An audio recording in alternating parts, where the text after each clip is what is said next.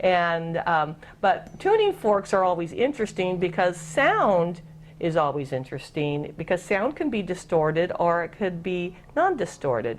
And so it becomes a thing of asking yourself, does that sound feel good to me? Does it not feel good to me? And I went and got this tuning fork. It was in a scientific set. Let's let them hear it real well.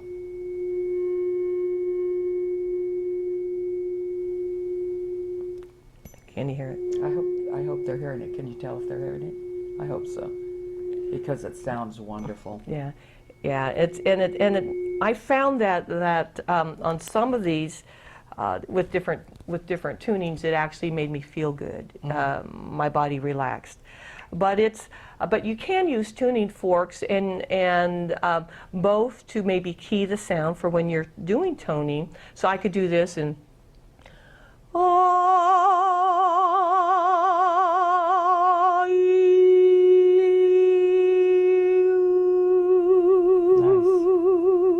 and or I could actually, let's say you have something wrong with your hand, I could put it there and allow the vibration of it to go through you.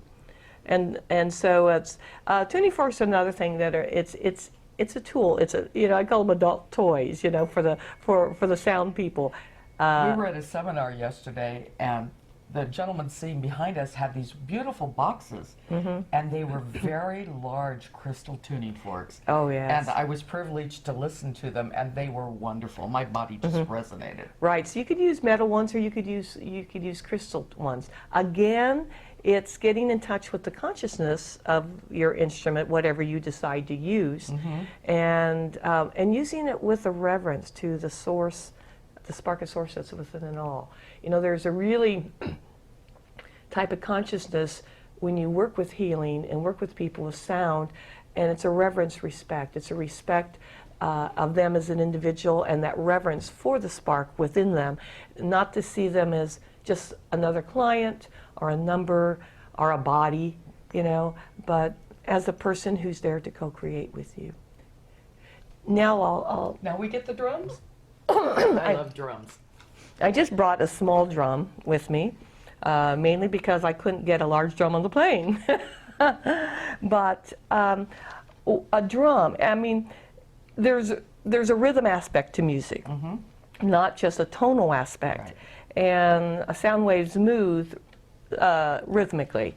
And what's neat is there are some indigenous communities, indigenous societies, and the Siberian shamans come to mind, where they considered that if you were out of balance, you had actually lost your life rhythm.